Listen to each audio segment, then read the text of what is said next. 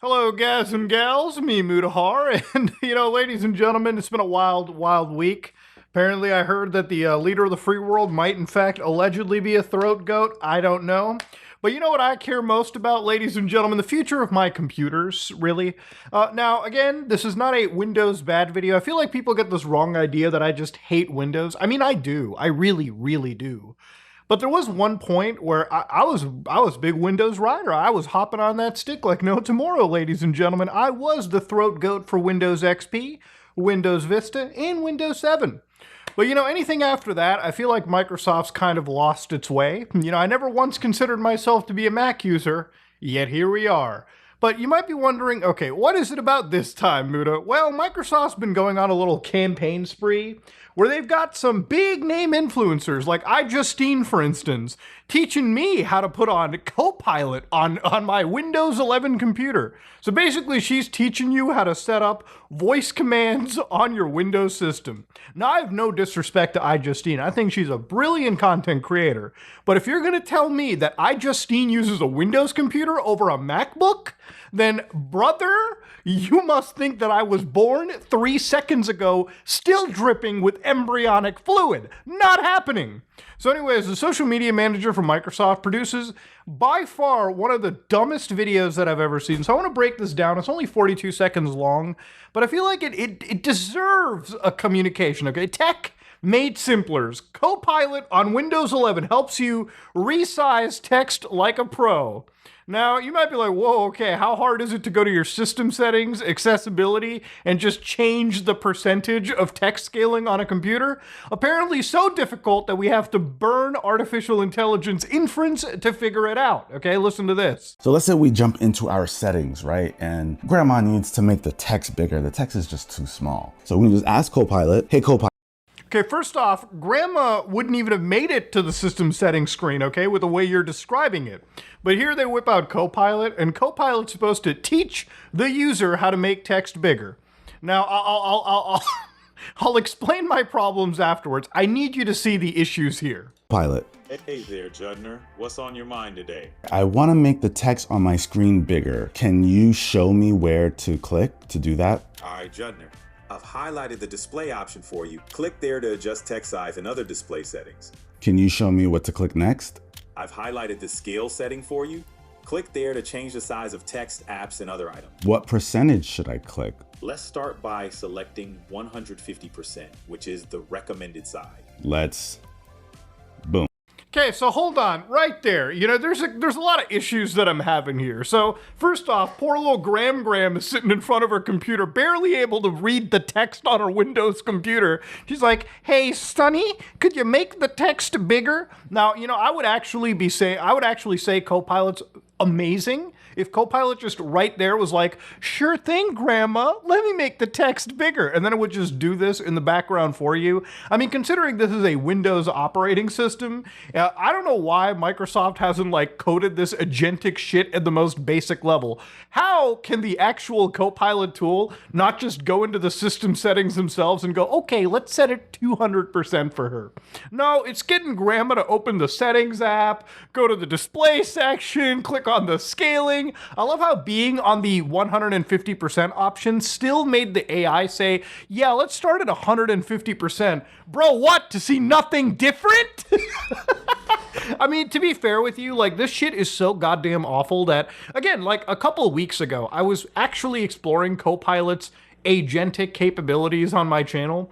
And, even putting it up in front of a game like Mass Effect and watching it try to explain certain things to me, even it basically showed that the AI took a snapshot of my screen, threw it into Bing search, and probably came across the first result and just started regurgitating shit from that entire page too. That's just how these LLMs actually work. Anybody that is not technically literate that gets sold a bill of goods thinking, whoa, my computer's smarter than ever, is kind of being lied to, in my personal opinion. Okay, if people really understood how this stuff worked and how computationally expensive it was, maybe they wouldn't be so blown away as Microsoft wants them to be. Now, I love how the president of Windows and Devices, Pavan Duvuluri, goes and says, Windows is evolving into an agentic OS. So what is an agentic OS, ladies and gentlemen? Well, I want you to think of it like those web browsers we looked at. You ever get so lazy you don't want to fucking use your computer? Just tell it what you want it to do. You know, these guys are selling it as if it's ED from Mass Effect, and I know I use that example a million times. I'm just a Mass Effect lover, but we are a long ways away from a near sentient AI controlling everything, okay? This AI is not close to Shodan. In fact, if anything, it's just close to a smarter autocomplete. But anyways, it's connecting devices, cloud, and AI to unlock intelligent productivity and secure work anywhere. Join us at MS Ignite and see how frontier firms are transferring with Windows. Now, it's really funny when they turn the comments off, because literally everyone is roasting them about this. I don't understand what the fuck Microsoft is smoking. Like, listen, bro, no one wants Copilot. You know, there's a reason why a video of mine gets viewed 500,000 times, where I tell people that you can run Windows apps in Linux. It's not because I was particularly being funny or I'm an entertaining guy. It's because somebody was just browsing on the internet, probably flustered out of their mind, and was like, man, I really hope I can leave Windows at some point. And then they come across that in the recommendations, and they're like, oh my God, please, God, please be fucking true. That's one of the reasons why those videos actually do so well. People want to escape the prison, okay? Unfortunately, all right, the people that are locked in the prison, they still need a little bit of push to get out. Now, the other thing that I interestingly saw that Microsoft started promoting was how much AI slop that we have to consume. Building an app with no experience, that's the power of vibe coding.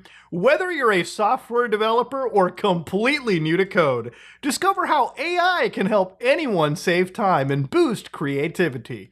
Now, of course, if you look at Microsoft's tool about this, one contextual thing that I want to add is that it's not just to spit out code, it's also to understand the purpose, contemplating how a program might evolve, yada, yada, yada. So obviously, it's still going to require human beings to look at AI code and say, yeah, that's pretty problematic. Let's start fixing things here and there. Vibe coding unlocks creativity and speed, but it only delivers when you have rigorous review, security, and developer judgment.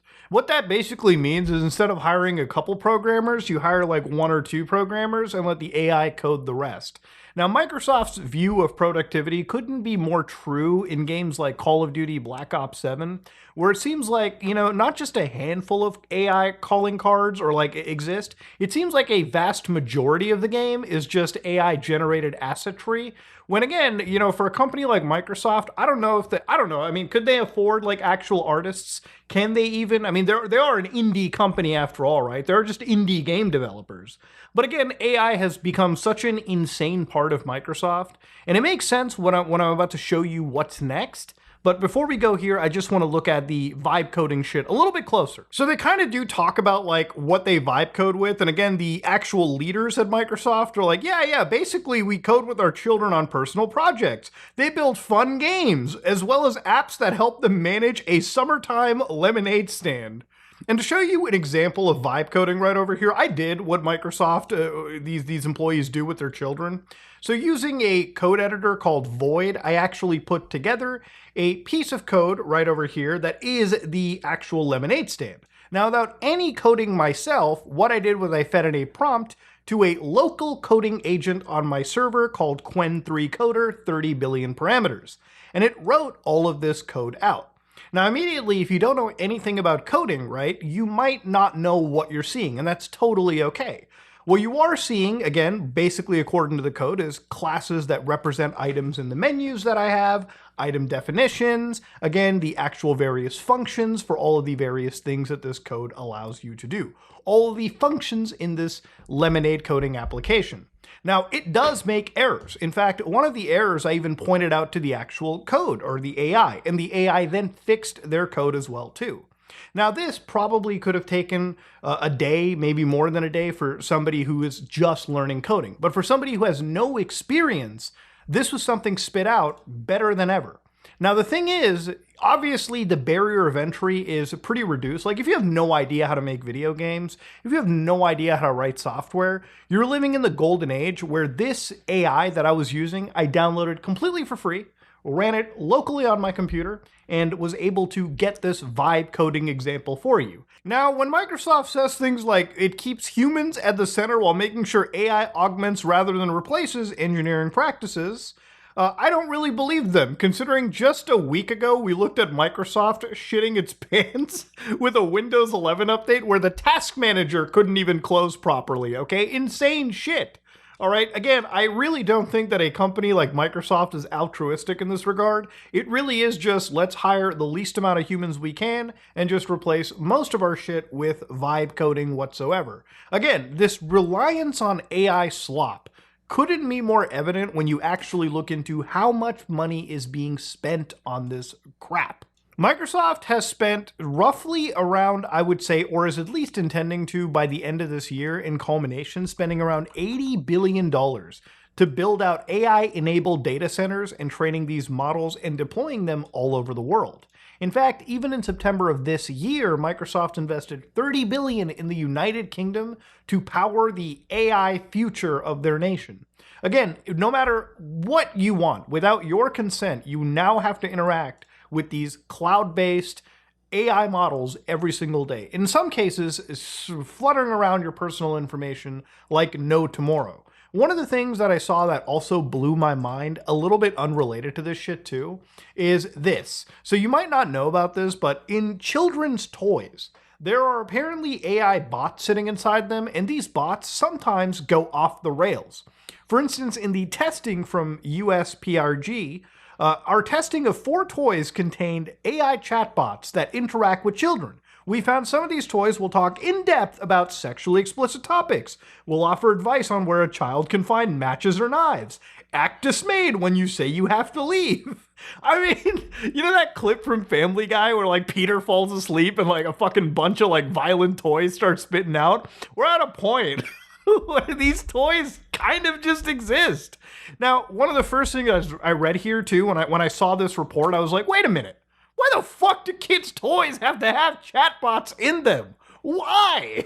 What happened to the Tickle Me Elmo that just said like 3 or 4 phrases? Why do kids have to be talking to their toys as if they're actual AI? Talk to your children. Don't just buy them this crap and expect it to be normal. These are AI models. They can easily be broken out of their guardrails. In fact, the future of artificial intelligence when it comes to these agentic practices, especially with Microsoft and them wanting to make their entire operating system an agentic nightmare, means that you are entering a new level of security issues that you've never thought before.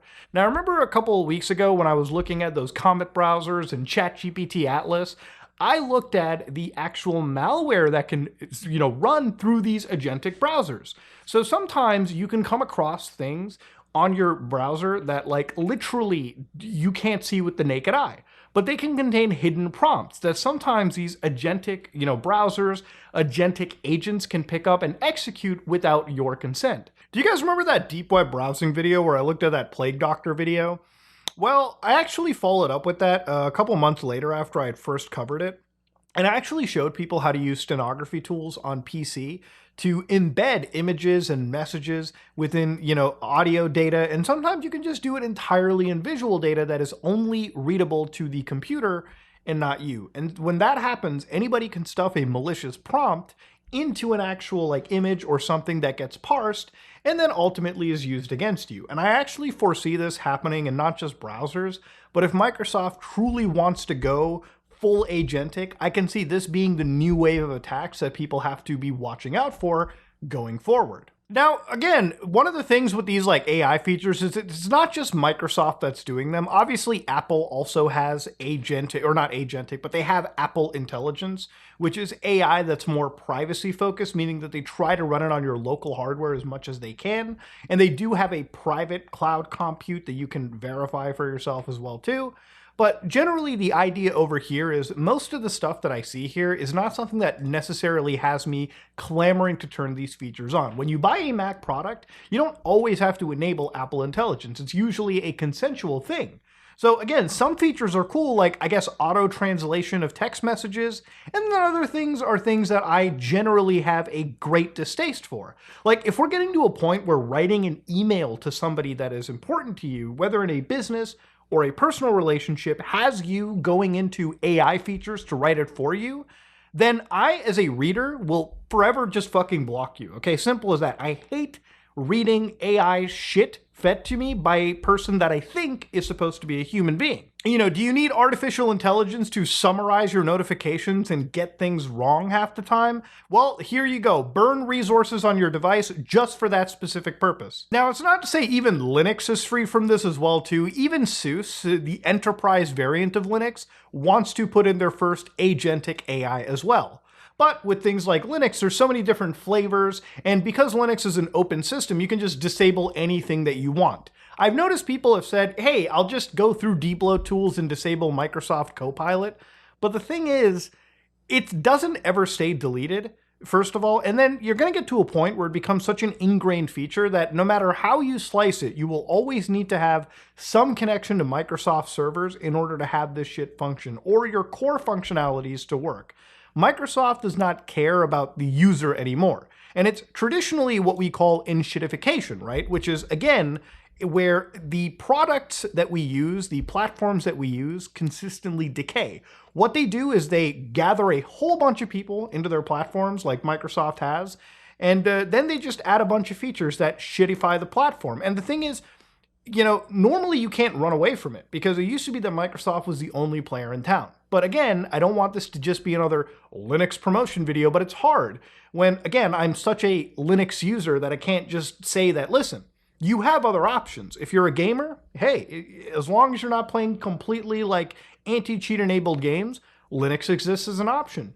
Even if you're a content creator, Linux is getting to the point where a lot of the tools that we use, like OBS, these things work pretty much feature complete. If you're somebody that can escape Photoshop, there are other options that are entirely freely available now that you can use, even underneath translation layers. And it's only getting better. Like I said, I used to use Linux like 6-7 years ago, and I'll tell you right now, it wasn't perfect then, but it is hell of a lot closer to what it should have been now. And I'm not going to say it's the year of the Linux system. That's completely insane. That's just cope. But at the end of the day, there are options that you can have to switch off to. Now, the thing is, I also am not an AI hater. I'm one of those people that loves to use things in a self-hosted manner. So for instance, this is something called Seer XNG, and this is a search aggregator.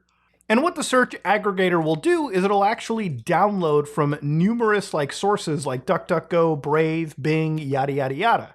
And it'll actually search for everything, put them into a neat list for me, just so I can browse the internet without constant advertisements, sponsorships, AI overviews, all of that shit. And because I'm locally running Seer XNG, as you can see by my actual address bar, I can go to another actual AI that I host, which is one of the things that I do use. So this is Open Web UI, and here I've downloaded a bunch of free models. So I've got GPT OSS, I've got Qwen, I've got Gemma, I've got, again, even higher parameter versions of GPT OSS. And anywhere here, I can just go down here, I can click on the integrations, and I can use that search engine that I have to search for really anything. So for instance, when I looked at the hidden prompts that I kind of talked to you about, I literally fed this prompt in, my actual local system searched the internet and provided me a response that I feel is pretty comparative to something like ChatGPT, all without burning unnecessary resources and running this locally on my own system. I can privately search for things without giving my data away to any of these organizations, which is one of the things that I consider to be so important with artificial intelligence. Even looking at vibe coding like Microsoft says, I'm literally looking at these models, which are 480 billion parameters. And the thing is, the 20 billion parameter model that I'm showing you is maxing out my RTX 4090. Now, if you ever want to know the barrier of entry for AI, it is this shit right here. Literally a 4090 in Canada costs you $5,500. 5090s, obviously more. Again, the actual GPU that I would want to be playing around with costs around $10,999 or $9,300 Roonies. So again, unless I'm shelling out that money to run some of those big parameter models, yes, that is your barrier for local artificial intelligence. But I kind of look at this similar to like GPUs back in like 2012. They took more power, I would say, than some GPUs you can buy now, but they do a fraction of the actual output. So yes, over time, does this technology get better? Over time, will some of these models that are currently open weighted, like these Chinese models, become more performant, easier to run? Yes. It's not that I'm actually super against artificial intelligence. I think that it's one of those genies in a bottle that you can't get into, or like you can't put back in. But with companies like Microsoft and Google and all these organizations that are kind of getting you to just use AI shit that's specially tied to their servers, it shows me that these people don't really care about future-proofing their stuff. They don't really care about the OS experience for everyone. They don't care about just even ownership for somebody, right? Like, at the end of the day, I think this stuff is cool when you get to the point where you can run it locally. These local models are never as good as the stuff you can get in the frontier shit, and most people will agree there. But I think just from a perspective of it runs on my system and I can control and like monitor what it does without letting it just feed my information out. Like, it's genuinely creepy, in my opinion, to use Microsoft Copilot, have it screen share your system, and look at every single thing on your computer and have that fed to Microsoft servers. If that was running completely locally on my system, and I've said this in those videos that I've covered this stuff on, I wouldn't really have that much of an issue. This stuff would be cool if Microsoft was actually thinking of a offline perspective first, the user perspective first. But they don't. They just care about selling this AI shit so that everyone gets attached to it, and then eventually they can finally start jacking up those prices once they have that user base built up. So yeah, ladies and gentlemen, Microsoft, I don't know what the fuck they're on. I just cannot see the actual understanding of their company. They are burning so much goodwill in such record time that it actually should be talked about in business schools. Ladies and gentlemen, if you like what you saw, please like, comment, and subscribe. Just like if you dislike it, I am out.